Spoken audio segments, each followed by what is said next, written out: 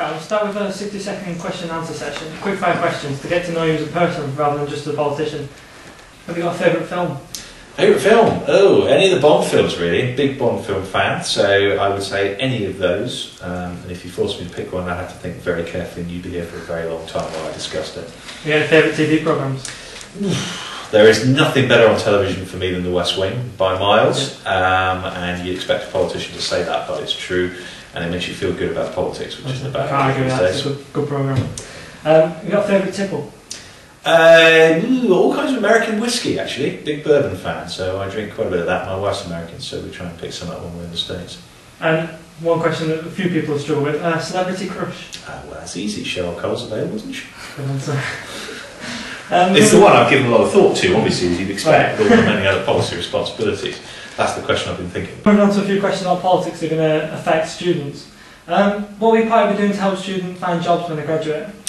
Well, I think the first thing to do is to be honest with people. I think it's important to recognise the level of graduate unemployment that we've got, and I personally don't think a 50% target for access to university is a sensible way to approach this issue. I think you've got to recognise that people have all got different talents, and it's important that people are encouraged to bring out those talents, different as they may be. And that means what we've got to do, I think, in government is start to talk more about technical and vocational education alongside academic education at the higher education level.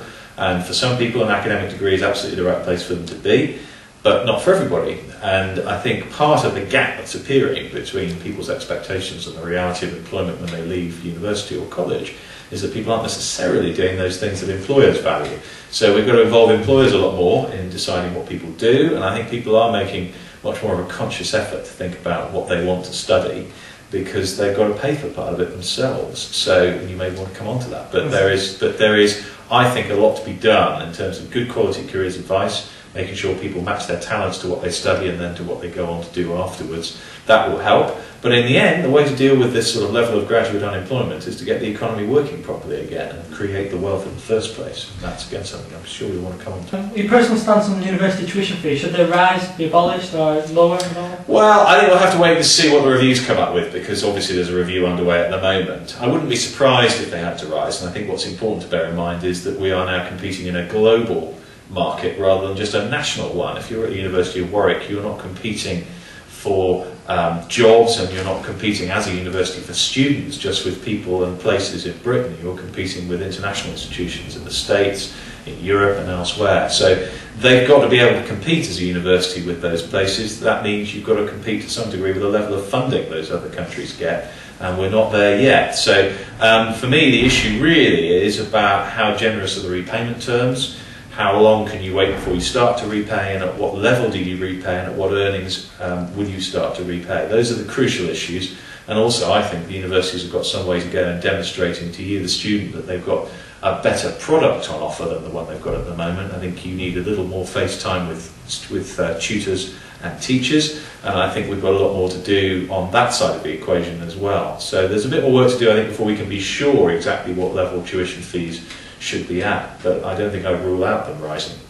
Do you not believe that a rise in tuition fees would just mean that you get a majority of people who are from richer backgrounds rather than encouraging all to take on? Yeah, I mean, I take the point, but I think that's where you come back to the issue of bursaries and repayment rates. It's important that people understand that if they are going to be asked to take out these kind of loans as effectively an investment in their future, that they will have generous repayment terms, and they won't be asked to pay back unless they are actually getting the benefit in terms of earning potential that everyone says a university degree should give you. So long as the repayment term's generous enough, so long as we have bursaries that enable people to get there in the first place, I don't have an objection to those tuition fees rising, but I think it's very important to get those elements right before they rise. Focusing on Warwick students in particular, do you plan to do anything for the students of the union? Well, I represent about half the university, geographically speaking, because Gibbet Hill Road runs right down the middle, and Warwickshire half is in my constituency, the Coventry half is not. And I think, broadly speaking, I've got postgraduate residences rather than undergraduate residences on the Warwickshire side. But I'm available to anybody who's got a particular issue who wants to raise it with me, who's in my constituency. I'm at the university relatively regularly, and I make the effort when I can to go and speak, certainly to the Conservative students, and happy to talk to others as well. So it's the job of communication partly, but mostly the job of being a constituency member of Parliament is to be available to those who have a particular problem.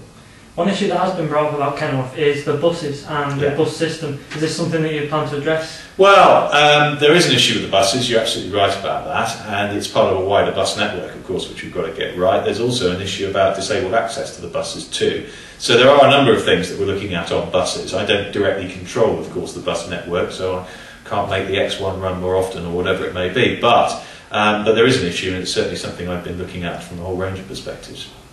Moving on to more widespread politics for the country and for your party as well. What is your stance or your party's stance on the green issues and the environment? Well, where do we start? There are a lot of things that have got to be done differently, but the primary issue, of course, is about carbon emissions and how we make this a low-carbon economy. And this should be a win-win situation. We should be able to reduce our carbon emissions and create more jobs and more wealth, because this is a growing market. The rest of the world understands too that we've got to reduce carbon. And so anyone who's got a bright idea as to a particularly eco-friendly business they want to run, a product they want to develop, ought to be able to access development funding and ought to be able to go on and make a profit with that business or product. So there should be jobs involved in greening the economy, as well as an environmental benefit. And that's what Nicola Stern's report told us, and I think we need to learn that lesson. So the primary focus will be on reducing carbon, and that means, I think, not only setting ourselves general targets for reduction of carbon, but also interim targets. We need to know how well we're getting along.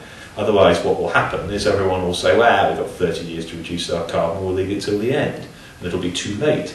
So we need those interim measurements as well as a general target. We also need to do a great deal more on energy efficiency. We need to make sure people not only are turning things off more often, but also we're diversifying our energy sources. That's important for the use of for a low carbon economy, but it's also important for energy security, which is a growing issue. So we need to see many more choices of renewable technologies. I think we will need to see a new generation of nuclear power stations, and I think we need to make sure that when people have got the ability to put a wind turbine on the roof or some solar panels on the roof, and they generate more energy than their household uses, and we've got to make it possible for them to sell that excess energy back into the network. So that's about feed-in tariffs, and we need to make sure that we've got a system in place which enables people to do that. We don't at the moment. It's one of the things that a government of my party would seek to prioritise. How would you and your party help the economy to recover? Do you think this is a problem of rising unemployment, and how do you think we should solve these issues? There is a problem of rising unemployment, no question, but unemployment is linked to the general strength of the economy, and if you ask me what the underlying problem is, the underlying problem is debt. There's no doubt about it.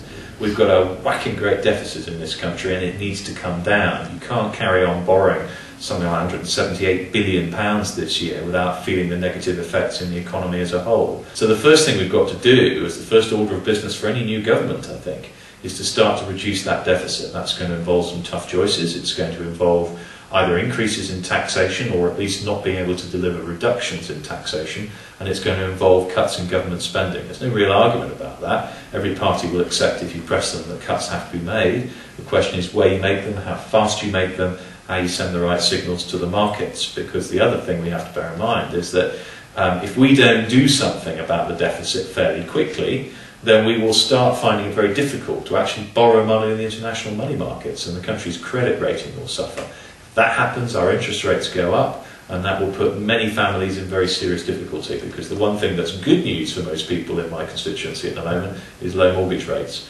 Mortgage rates go up, they really are in difficulty. Do you believe that the political world needs the British political world needs a complete transparency of post expenses?